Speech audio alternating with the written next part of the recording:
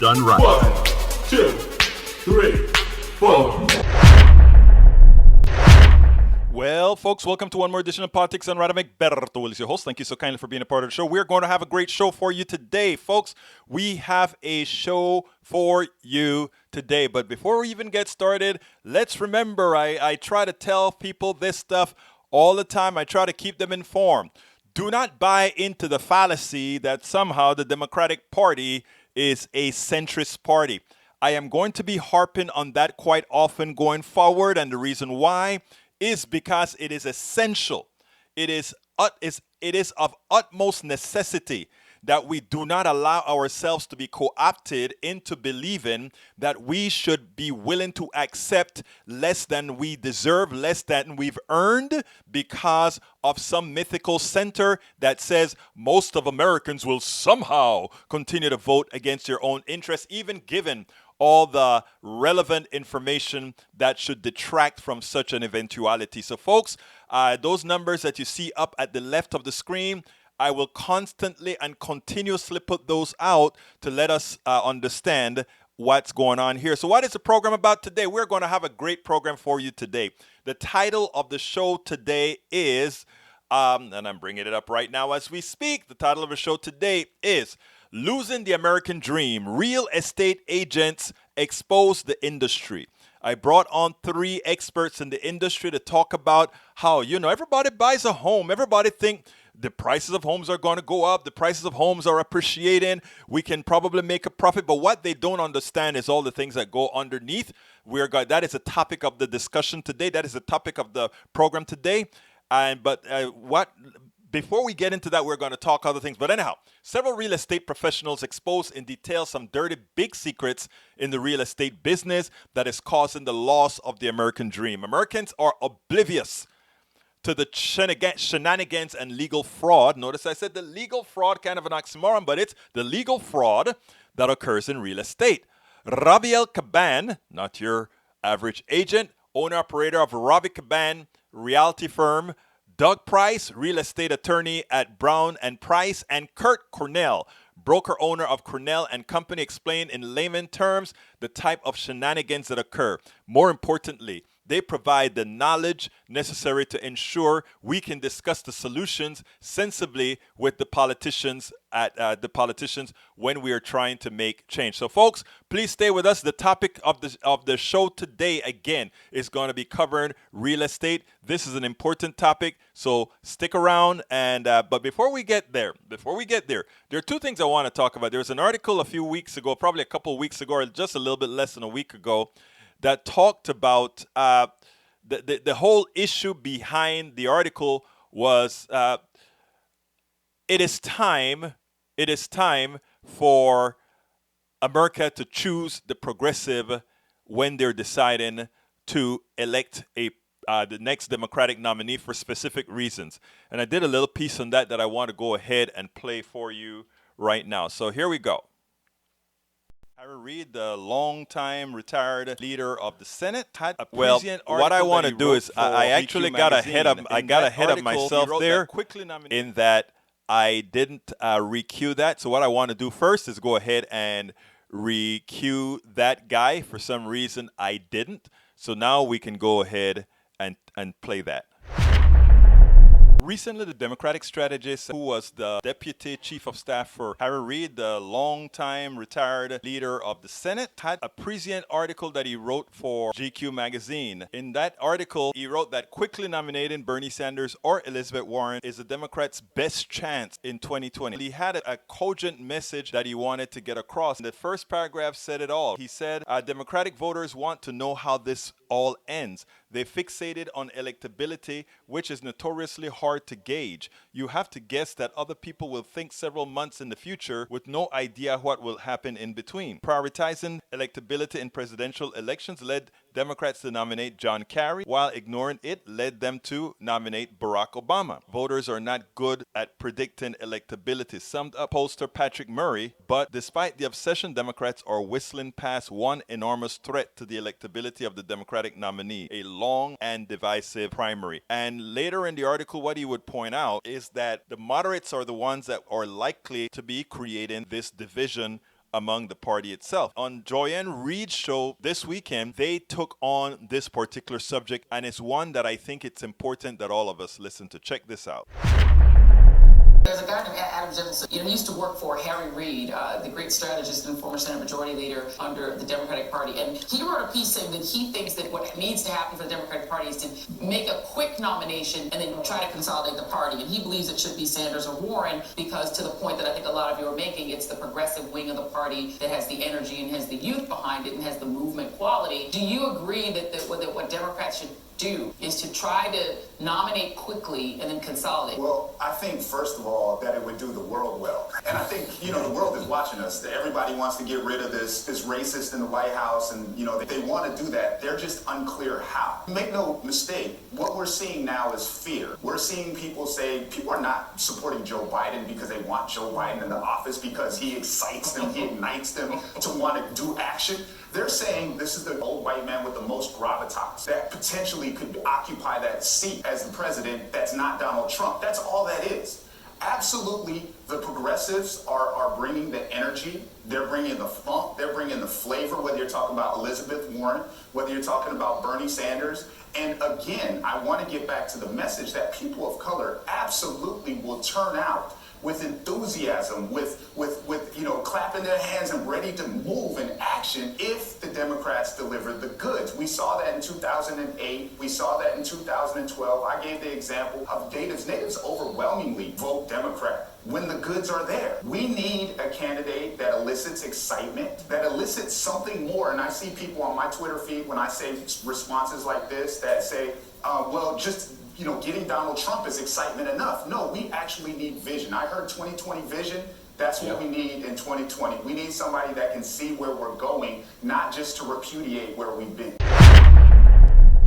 Somebody who can see where we're going, not to just repudiate where we've been. Folks, insanity is doing the same thing over and over again and expecting a different result. But worse, we know that the establishment cannot change. They will not change, and they cannot change because they owe their loyalties elsewhere. One hopes that the rank and file, which is the majority of us all, takes the responsibility and take heed and elect the person that is most likely not only to beat Donald Trump, but to change the entire political paradigm of the United States and to create transformational change. The only thing that could possibly save the middle class and the poor in this country. Recently, the Democratic strategy. Dina Badala appeared on AM Joy. Okay, now the next one that I want to show you guys has to do with what Abdallah had to say this weekend on AM Joy, because I think it is something that many times the Democratic Party failed to do. We have a tendency, and I'm talking specifically about the establishment, because I am hanging with activists who know the truth, who go out there and tell the truth. But when you have people trying to centralize, make a party a centrist party, in order for people not to really see how bad many things are, what they go out do is they allow the current narrative to ferment. And it is something we have to stop. Dina Badala came on AM Joy yesterday, and he was excellent in what he had to say. So what I want to do now is put him on so you can go ahead and listen to that piece. Dina Badala appeared on AM Joy a few days ago where he discussed Democrats ceding the economy to Donald Trump. We shouldn't do that. And ironically, I wrote an article titled, "Make Stock Market Record Highs and Low, Unemployment Trump's Failure." And in there I said, a meme about the stock market recently got my attention. It brought not only rage and tears, but also confirmation about what we must be fighting for now. The meme was simple enough, but poignant. The meme said the following: the next time you feel poor and can't fill your gas tank, and you hold back tears trying to put together a grocery trip that can get you and your family through the week on just $40, remember that the stock market is at a record high, and America is great again. Only a few are partaking of this economy. Ask yourself a question. Why aren't wages going way up with so little unemployment? Does supply and demand no longer work? It's not about economics 101 anymore. One should remember that when a resource is scarce, that resource increases in price. As such, we are at full employment, and it is clear that wages should be increasing at a high clip. But that is not occurring. Why? Because we have a pilfering economy. This is what Dean had to say. I think you're saying before this, and what Giassi touched on earlier about how people are personally impacted in this economy is such an important message. I think Democrats are seeding this idea that this economy is perfect, that Donald Trump's turned it into a miracle. In reality, Donald Trump is losing the Donald Trump of a year ago when we had 3% GDP growth. Now we have under 2%. Bernie Sanders just did a great interview with the LA Times, and I'm not supporting any candidate per se, but he made a great point. You get a job now, but it doesn't pay well. The average American this year, in the last segment you talked about, 3% wage growth, guess what? We've had 2% inflation, meaning 1% real wage growth for the average worker in this country. 4 out of 10 Americans don't have $400 in their bank account to pay for an unknown expense in their life. Unemployment has gone up in the last year in key states like Michigan and Wisconsin. Bankruptcies of farms have gone up 25% in the last year alone. We just had a layoff announced in Michigan, GM plant. You've had truckers suffering horrifically in this year. 2 to 3 times the number of trucking companies closed down this year compared to last year. Look, there's a bubble in this economy. The Democrats are going to take the fight to that and say the rich have gotten richer, and that's not a talking point. That's the reality. How is your life? Why are you working 2 to 3 jobs, don't have enough money in the bank if something bad happens? How come you can't you're just scraping by while Donald Trump's rich friends who play golf with him at private country clubs, they're doing great. Of course they are. They're the wealthy. The tax cut was for the wealthy. Democrats need to address the issue and have policy proposals like raising minimum wage, dealing with Department of Labor regulations for overtime pay that mandates it, and the list goes on. So I think seeding this fight on the economy is a loser for Democrats. It's not left versus, not sinners versus progressive. I'm telling you, I listen to people around the country every day who are suffering around this country. They call my show from different industries. Democrats have to take the fight to Trump on that. Now, you can't argue with that. So, folks, Democrats ceding the economy to Donald Trump is a losing proposition. What we have to use is use the great stock market, the low unemployment as a choke point for Donald Trump to show that with metrics looking good, he still can't take care of the middle class. He still can't take care of the people who voted for him. He still can't take care of America.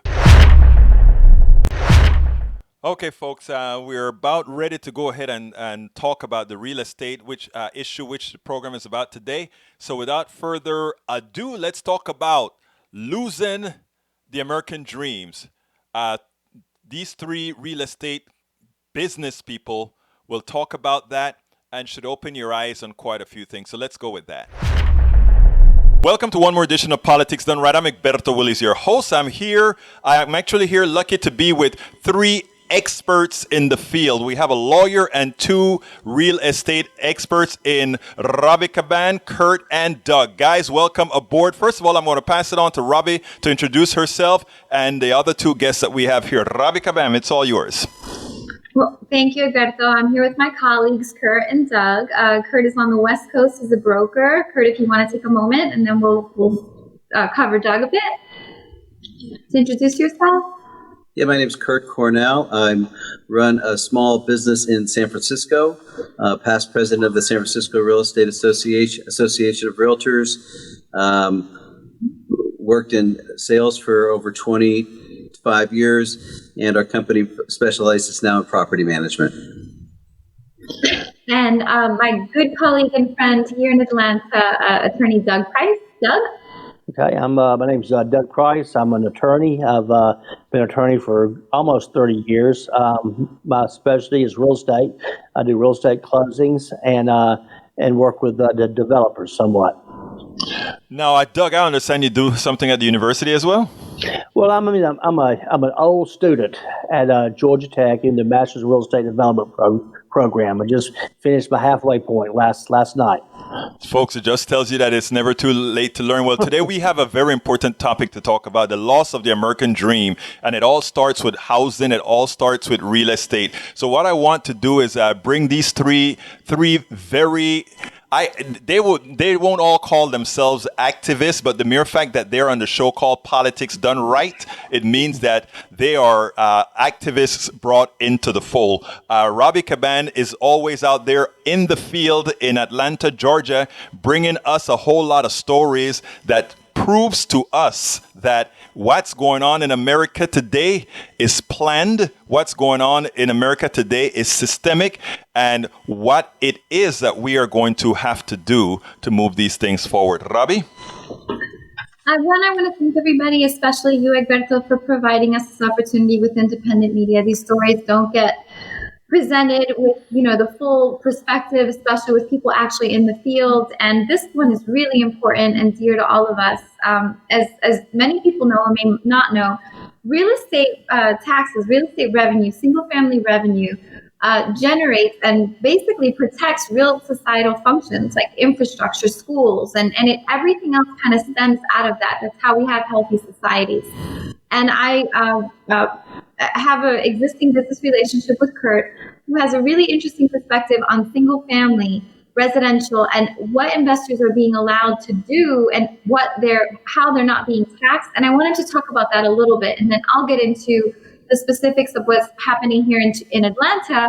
I'm also from New York, so that kind of covers both coasts and a central part. And then we can get Doug's take if I'm at that point. Kurt? Okay.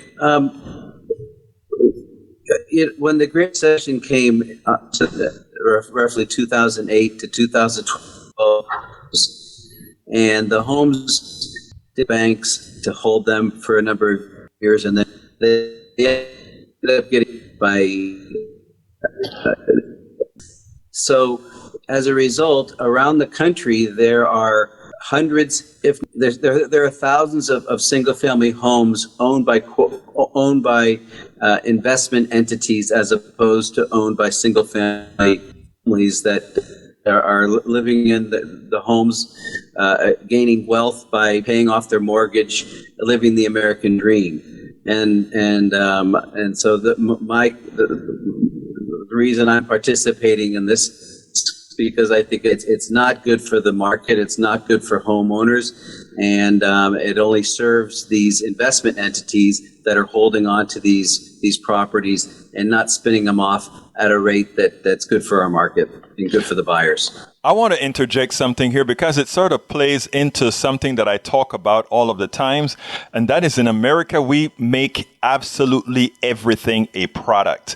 And I think some of what you're illustrating or what you're stating there is these real estate brokers or whatever you call them, in effect, they're taking something that the average American used to build their own wealth, something that the mom and pop, they buy a home, they expect that value to be in their home. You're saying new entities are there commoditizing that. And in doing so, you hurt the market overall and you hurt little people. You hurt average middle class people. Am I correct in understanding that?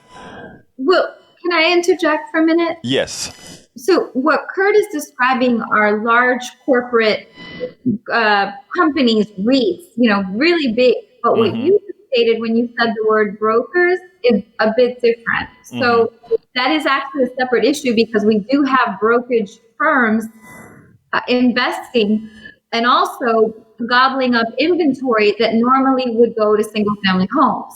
We also have investor agents. We also have wholesalers. We also have cash buyers. Right. We factor in the online, auctions, the iBuyers, the virtual buyers.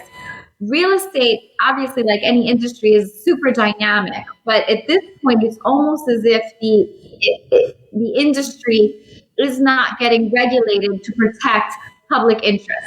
Right. You said, the little guy and regular people, mom and pop, that's really the lifeblood of our country. And one of the biggest, dreams is to own a home. But if people who can borrow from banks can't compete with investor agents, who have knowledge and inside access, who have, basically pools of cash that they can continue to reinvest, hard money lending, or wholesalers, which is an unregulated submarket that impacts the public. Or, right now we have so many people gobbling up inventory that it's impacting altogether. Right. So in essence, we are limiting our pool of inventory, and when we do that, we cut out the regular person that is going to support our society. Right. The detriment when we allow cash buyers to gobble up inventory, they're basically not paying a tax revenue on a single family home. Right. Using it as you said, as a product. So Kurt, can you talk a little bit about these cash investors? What is the impact to cash investors buying up single family residential homes that are not going to regular homeowner occupieds? And what is the impact on the tax revenues? So are these properties being used as businesses, and are they paying revenue based on taxes based on businesses? Or explain that a bit for a layperson. Well, I don't have as much expertise as in fact, there's a new book by a guy by the name of Aaron Glantz called Home Wreckers, and he speaks about these entities that own thousands of homes, and they tie $1 million loans. All these homes are tied together by are leveraged and into secondary markets and in fact, when I went online to review his book, the entity that he's calling out in his book, which again called Homewreckers, is they're making the case that they are helping homeowners because the rent is cheaper than mortgage, and they've spent an average of $21,000 on each of these homes that they own. That they are not looking to try to bring these homes back to the market and have them being used for what they were originally built for, which is for families and for occupants as long as people are not having access to the supply, and the supply is being adversely impacted, then the local communities don't have pride of ownership. They don't have tax revenue coming from the turnover of these properties. Who knows what these people paid when they first bought these homes in 2008 through 2012 during the Great Recession. So there's it disadvantages the public. It disadvantages the local communities, the neighborhoods who have a bunch of tenants as opposed to owner occupiers. So there's a whole number of reasons why this is a problem that should be acknowledged and something done. And have it eradicated. Is regulated a fair word? Pardon? Is regulated a fair word? Well, for example, California just passed a statewide rent control law, and it was interesting that for single-family homes, they did put rent control on the single-family homes if they're owned by a corporate entity. So someone is noticing it at our state level that these corporate-owned single-family homes should have some restrictions on them, as opposed to if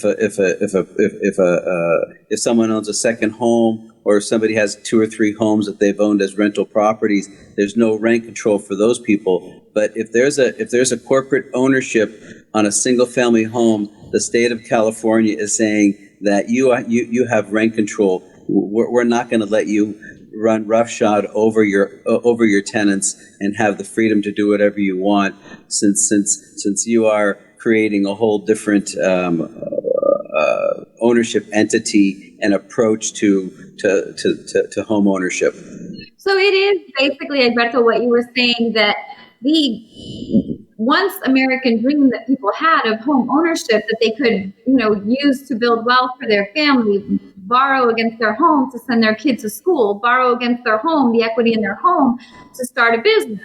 All of these options are now dwindling Right. because of these large entities that Kirk is describing.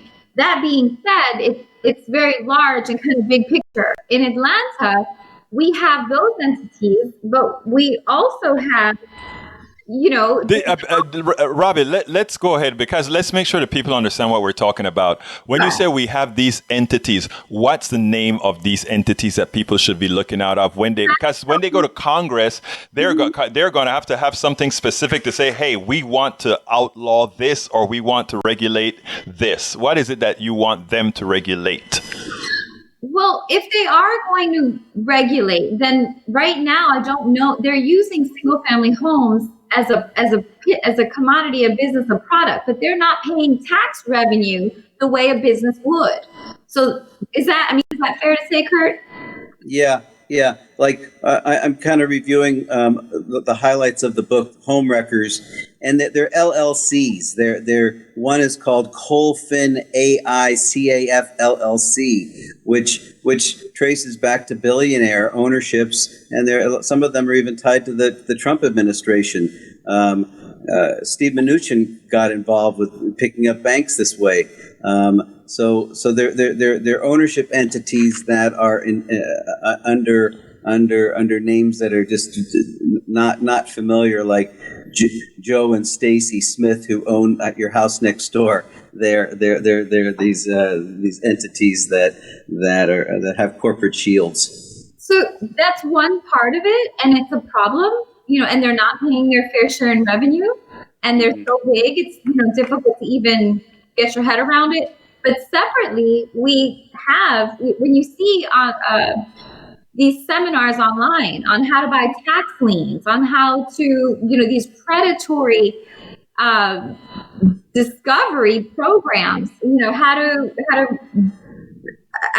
literally file something in court to make it difficult for someone to actually have proper title on their property, how to get probate lists, there's all kinds of programs now. We've got these huge conglomerates, but then you have smaller people showing everybody, in essence, how to cheat people out of their home to amass a book of rentals or a book of flips. So either way, whether it's a huge entity or a smaller level, it still harms the general public. Because when you're working with buyers or sellers, the buyers that you're going to take around cannot compete with these people because they use traditional lending. They're going to need 40 days to close. They're going to need an appraisal from the bank. They're going to need, an inspection period. And these corporations can just go ahead and come up with money and get it right away.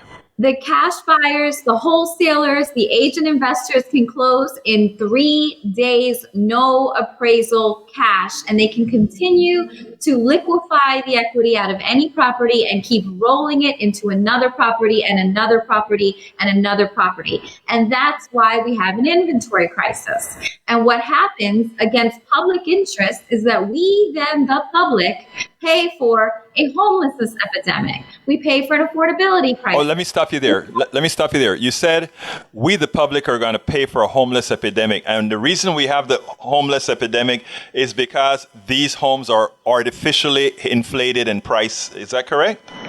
It's twofold. Yes, Okay. they are artificially inflated, and Kurt, feel free to stop me, but they have gobbled up all the inventory. Mm-hmm. You have a pool, a pizza, and people who eat way faster than you and who can run there way faster than you and can they gobble up what's left. So now bidding wars happen because the inventory is so low. So it raises the prices to some degree, and we have people who cannot buy. There are people who... So again, that's what I mean by artificially inflated, right? Because if that is it's a cartel, right? That is what OPEC does. There is an unlimited supply of oil per day, but in order to keep the price level high that they want, they restrict the amount of that on the market. So if I'm understanding what you're saying correctly, you're saying that these real estate, whatever they are able to gobble up a whole lot of property, keep some of them off the market so that the ones currently on the market will exact a higher price. Did I understand that right? I mean, would you agree with that, Kurt? I think so. What are your studies showing, Doug? I just recently did a class project on a piece of property that's about a half a mile from where Robbie lives. And one of the things that I did was I went parcel by parcel of about 80% of her neighborhood. And I actually printed the tax, what they would call the tax assessor card. And the tax assessor card shows the chain of ownership. It's not a title search, but it's what you do when you do a title search to get started, and it shows the sales and the date and and whether it was a qualified or unqualified sale, which means that unqualified sale means it's an entity to an entity, or there's no cash being transferred, and it shows the qualified sales, which are bona fide purchases for value for fair market price. And you can print lists of both, but when you actually go street by street and compile it and look at it, you can see a clear pattern. 40% of the houses in around this area were foreclosed upon in the 2008-2009 time period. 40%. That's a lot. Oh. And they were sold for $20,000 to $40,000 a piece. And then I lost train of thought a bit. And then probably then what you do is you look and see where the tax bill goes. If it's to Joe and Mary Smith, of a normal person's name, then it's somebody lives there. If it goes to an entity like XYZ LLC, but it goes to the address, you don't know for sure. But that's kind of rare. The majority of them are either a normal person's name, or the tax bill goes to the house, and you pretty much know that's somebody who actually owns it and lives there. And then probably at least are LLCs or corporations where the tax bill goes somewhere else, and that's a chunk. And then when you look at the inventory that's sitting there, the amount of property that was bought very low during at foreclosure that's still owned by somebody, the percentage that's owned by LLCs or corporations is very, very high, to the point where you just shake your head about it. There is definitely an inventory crisis, shortage of inventory. We had a closing. This was one of the first ones we did together, Robbie, the young lady who bought the house over in Pittsburgh. Mm-hmm. Oh my God, it was an absolute total act of Congress for her to buy it. This was a normal person who had cash to buy, but the whole purchase process was manipulated to where a regular person could not buy it. Yeah. All the hoops you got to jump through, and the time deadlines you got to go through. So No, I want to posit something here, because here's what I don't understand. In a country where we commoditize everything, in a country where we try to turn everything into a product, Robbie goes out there, somebody wants a home, they go to a real estate agent, that real estate agent takes them around for the homes that she makes a percentage for the work she has been doing for doing a sale and sell the home. People get onto hard times. Some broker comes in or whomever comes in and buy the house on the cheap, sells it to make a huge profit. That person who had that initial investment get niet. Eduardo, I want you to stop saying broker, because the real problem is that the general public doesn't understand our system of real estate, and that's why they're not fully appalled. When they say we have a housing shortage, they don't fully understand why. And what Doug just described and what Kurt just described with corporate entities, right? Corporate conglomerates, and then separate LLCs to the point of 30 to 40% of communities. Now, when you say broker, you bring in another factor. There are brokerages, firms, right, that also buy up properties. And in my opinion, as a real estate professional, the agent investor and the brokerages that participate competing with the general public for properties, as well as wholesalers, which are entirely separate. But another problem, that is also an issue in the industry. Because in essence, when you just described Rob knows a property, if I was an agent investor or my brokerage collected properties for my personal gain, you as my client would never get the best deal. Exactly. So what we're allowing is the same people who regulate the system, we're allowing them to act in dual capacity. that's why you guys, that's why y'all are the real estate experts and I'm not. But here's the thing. I am Joe Blow. I am the average American citizen out there that's penalized for things that all three of you know, and we don't. Okay? Well, the problem is the system protects the system. As a realtor, Kurt cannot even speak against another realtor. Right. So my thing is, I get it. And first, no, I don't get it. I understand that there's something wrong. I don't want to get it to the detail that you guys have got it because I have to play the role here as the average American citizen who isn't going to go into the technicalities that Robbie knows, that Kurt knows, that Doug knows, right? And in doing so, I guess what I'm trying to say here is as follows. What you guys are telling me scares the holy hell out of me because as it turns everybody. Because this is the base of our society. And right. And my thing is then, what you guys are giving me a new mission on, the truth of the matter is, I think a home is sacred. In other words, I think homes should be sacred. What you are doing to sell home as a real estate agent is an important task. The person who has turned homes into a product is a parasite. In other words, I am weak and I get injured. I suddenly can't take care of my home. A vulture comes in to clean up. He makes a profit on that and I lose everything.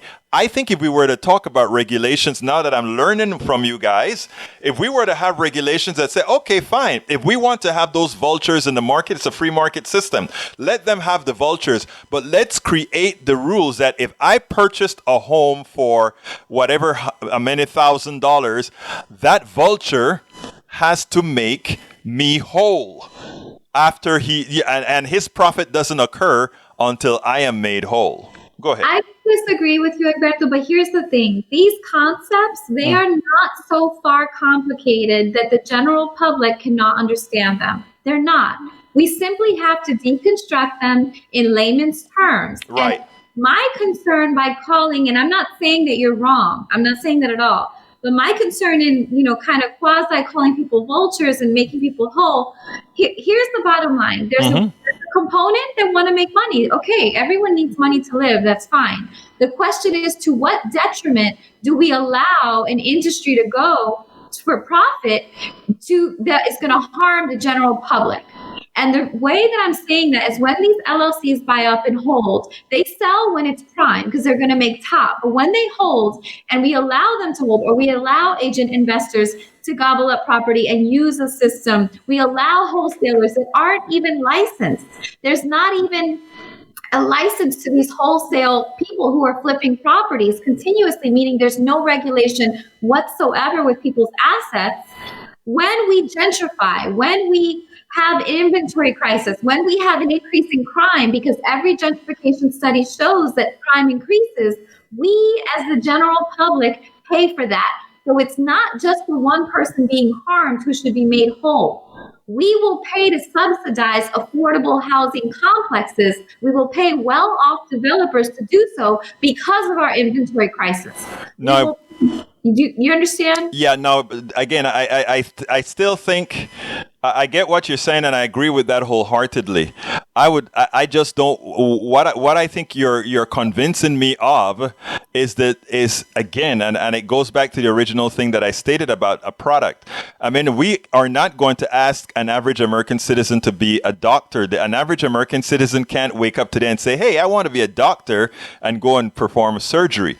We can't ask now I can use the word broker. We can't tell wholesalers and brokers that there's property out there. Let's use the capital that we have to do whatever we want with the capital. Well, we know it's then going to actually have an effect on the home market. Go ahead. But we can. This is what we can do. Okay. The general public can understand that a wholesaler does not have a license. Therefore, a wholesaler in Georgia to sell and buy real estate, you should be licensed. Why? Because you're dealing with contracts and people's assets, and it makes sense that if you do something wrong, maybe your license gets suspended, maybe your license gets revoked. That happens.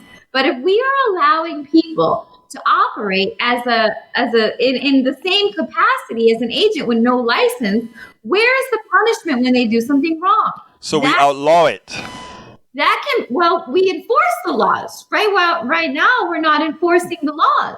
It's almost as if people are turning a blind eye, and I don't want to get too far off. Well, let me ask Doug something then. Doug, is a home wholesaler legal or not? There's no straight answer to that question. Isn't that Yeah, I know. As I was formulating my response, I said, that's a lawyer answer. No. That's the problem in itself. There's a loophole where it's not necessarily illegal. Let me jump off that and say one thing I was going to say earlier. There is a little bit of sunshine out there. There's a thing called the neighborhood. I'm going to say this a little bit off, but the Neighborhood Restabilization Act. Right. And your friend Elizabeth Warren, if she becomes president, or if she doesn't, but she gets her policy positions incorporated into a Democratic president, and they actually go out and do it, that will increase it tremendously. And what it is if you did that, your subdivision, the house next door goes into foreclosure. Yes. And you say, you know what, I'm going to buy it myself. I'm going to buy it. I'm going to put $15,000, $20,000 in it, and I want to sell it to somebody normal. Right. You just invented your own homemade Neighborhood Restabilization Act yourself. You take that same concept and multiply it by thousands across the country, you have the Neighborhood Restabilization Act. Now, when certain foreclosures occur, only and they're bought back by the bank, and I'm not fully understanding completely how it works, but there's a very large amount of inventory that is prohibited of being sold unless it's sold through this neighborhood restabilization program. In order to buy them, you've got to be pre-qualified, tied to a nonprofit that reinvests part of your proceeds back into the community, and the whole purpose of it is to make sure that this house goes into a regular person and it's not, bought by an entity or bought by a speculator or an investor that's going to be a rental. It's one of the best programs they got going. Now, it's not perfect, of course, and ways people manipulate it, but by and large, it's a very good thing. And what I do is people I represent buy those. Now, that they buy them, that they put, probably $15,000, $20,000 in them, and they don't make that much per sale. Probably average $8,000 a piece, and that's not enough for me and you to go do it. But if you do, a bunch of them, it adds up. But you're going to have a very deep pocket to be able to do that, and they sell them they sell them at appraised value. The people that buy them have to qualify of their income being whatever percentage of it is, and it's just a good thing that is happening. So, Doug, let me ask you a question, please. I have to get these two things out because I want to make sure that this time is not wasted. That's the bottom line. Wholesaling. Define an assignment contract. Define wholesaling. Define when you have been approached to do assignment contract and wholesale transactions. When you request the disclosures assigned, what is occurred? Okay.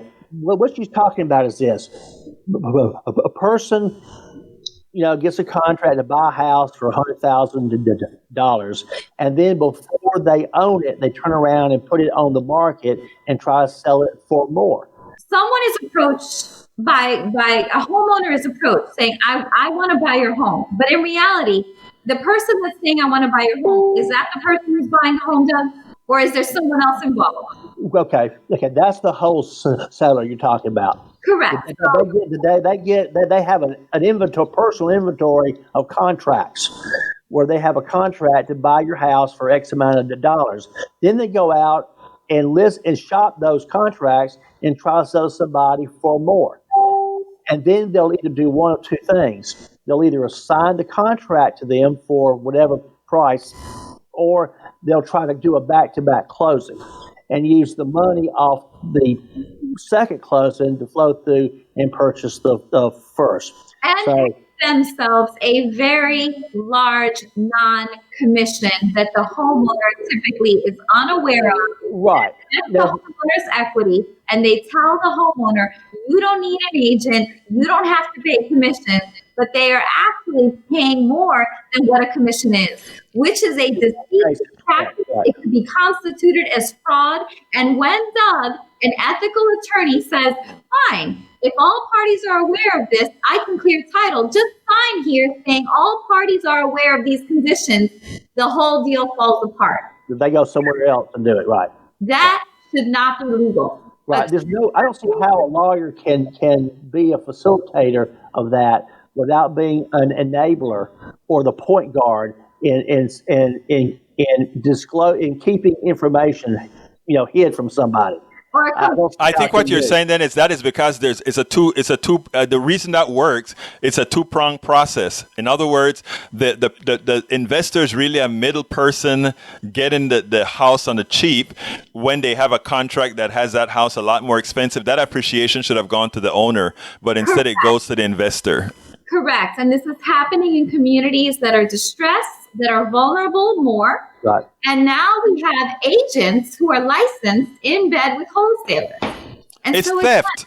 To put it bluntly, it's theft, right? Because technically speaking, it's problematic and it's unethical and it can't be regulated. And so I don't want us to go pie in the sky. Oh, these big REITs. Oh, this whatever. Oh, we have these national stabilization programs. No, it does. It's not too hard for the general public to understand. But the thing about it is that homeowner does not know that those two contracts have to close at the same time. And we are getting very dangerous in our industry by having iBuyers, online, for auctions. Literally everything is becoming virtual. So things are slipping by people, especially our seniors, and they're losing their assets. That's what's happening. Right now. And there are some very creative entrepreneurs out there that will loan you $100,000 for 2 days. 2 hours. No, for 2 hours. Right. And that is like the firewall that makes it all legal. And those are the things where regulation should come in. Now, Kurt, do you have anything else to add to that? No, I don't experience that much. There's not too many foreclosures in San Francisco. I mean, but at the same time, all the inventory is condos now, high-end condos, and the single family. Most of the single family experience that I'm talking about happened in the suburbs in our area, right? And that's where the properties were snapped up and are being held.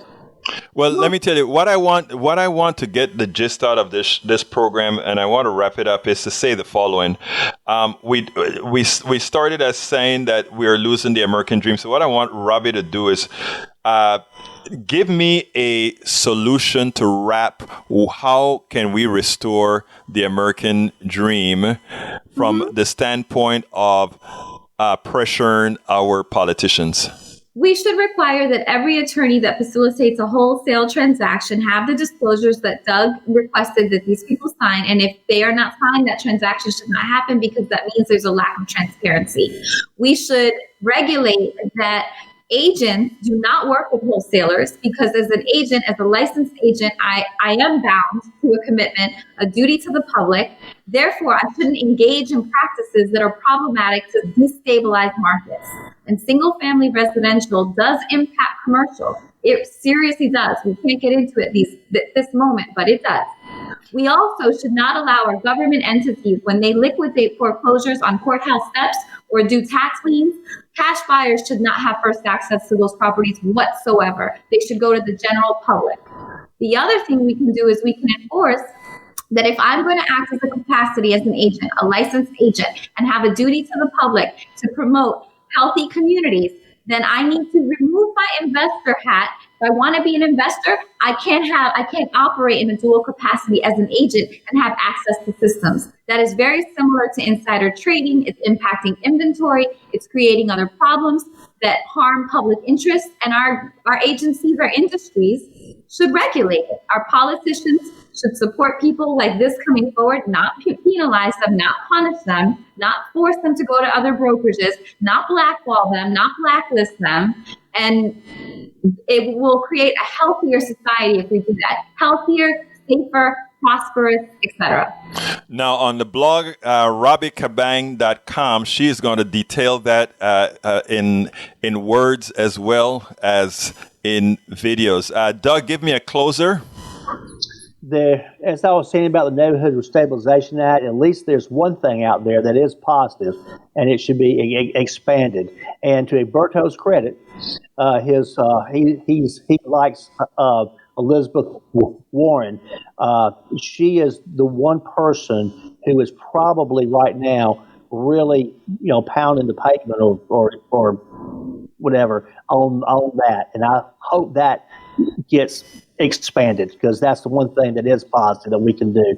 You on Fannie Mae or the foreclosures that are institutional lender foreclosures where you can really do something and have regulations.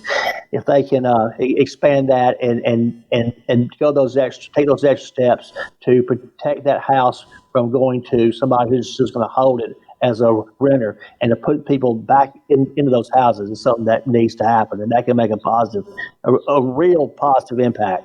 Thank you, Doug. Kurt? I think Robbie and Doug's the points are just excellent.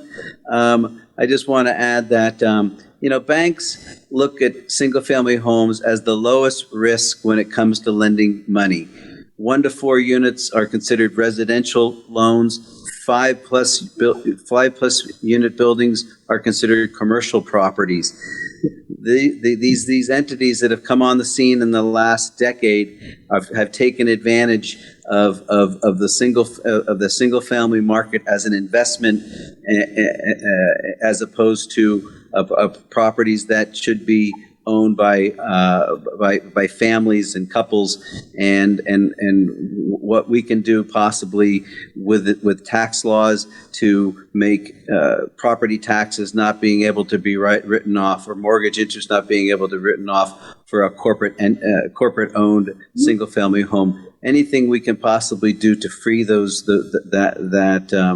supply, so more people can realize the American dream, and the disparity between the rich and poor can be narrowed a little bit, because it's growing and it's going to grow more with less people being able to buy single-family homes. Thank you, Kurt. Robbie, and with that, tell me how do we get started to make a difference, and we'll close it there. Well, I mean, I think the show is the first step because we, people who have, information in the industry, have to start speaking about it in areas that will allow us to, like your show, so that the general public understand what's happening. So they're not just like, why is it so hard to buy? Why can't I find a property? Why is it taking me a year? Every time I go to a house, it's already pending, it's under contract, and they just don't even understand. So this alone is useful. That being said, I think what Kurt expressed, that San Fran or LA doesn't have inventory anymore, and that it's mostly luxury. That is actually the result of everything being gobbled up. They're kind of ahead of Atlanta right now. It's the same on the West Coast, the East Coast, in Vegas, etc. So in Atlanta, in smaller cities that haven't turned, we can learn from what's happened there and protect our residents, and we can. Hopefully, maybe even take shows like this with clips, tweet at our elected officials with the hashtag Housing Now, and create networks. I think social media is really useful. And Kurt also described creating a network of ethical agents, which I'm ethical agents and ethical attorneys, that, so we can at least stick together and show that it can be done right. Building wealth is not a bad thing. But if you do it on the backs or putting your foot on the necks of the general public, that's a problem. Robbie, Doug, Kurt, thank you so kindly for being a part of Politics Done Right. You guys will be a part of the movement in restoring the American dream. Thank you so kindly. Thank you, Egberto. Thank you. Thank you. All right, folks, I hope you enjoyed that. I mean, that is something that we wanted to get out. Folks, if you're watching us on YouTube, don't forget that we just recently got qualified for a new feature called Super Chats or Super something else.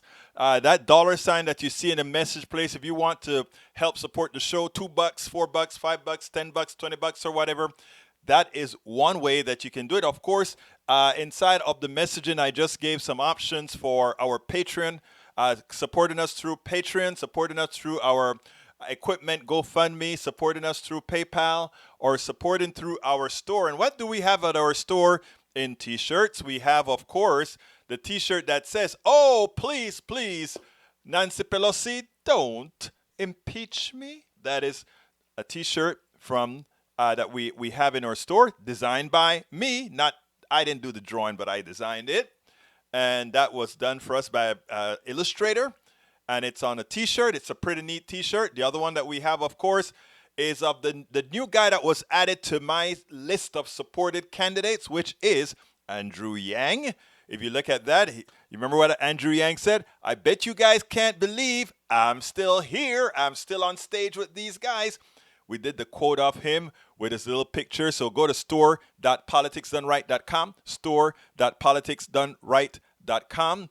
And then, of course, we also have, what else do we have? We have the one that says, and this is the one that I think I would love folks to be wearing so that other people see it, so that they do their part as well. And that is, "I support independent media." My dear brothers and sisters, we cannot do this without you. We cannot bring the value without you. We cannot bring what the mainstream media cannot bring you without your support. This is the end of the year. I ask you to be as generous as you can to support Politics Done Right.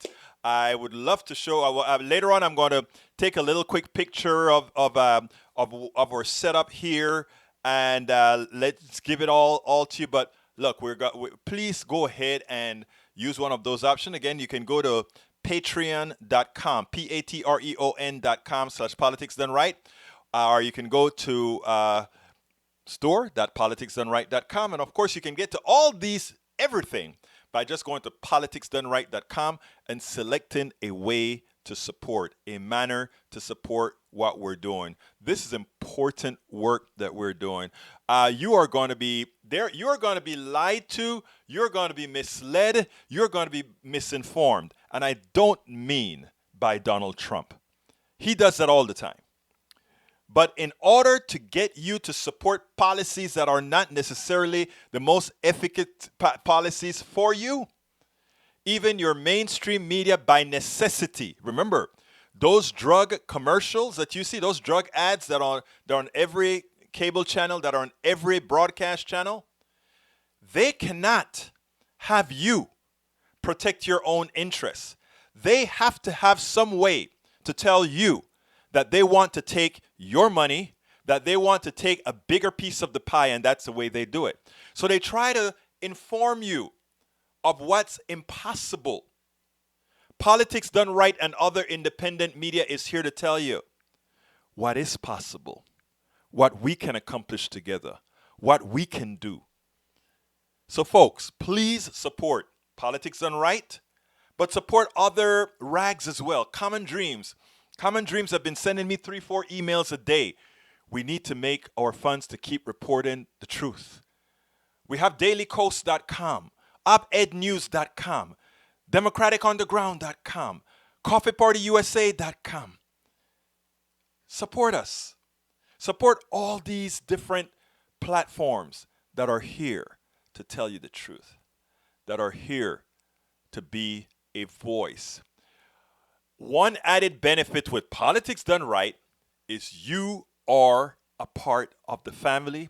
And believe me, I have things set up, ready to go. I even want to have our everyday people on air, and you will be on air with me. We're going to have contributors come on air. We're going to have subscribers come on air. We're going to have them do pre-records, all kinds of things that we're going to be doing starting in 2020. So I ask you to become a part of the family.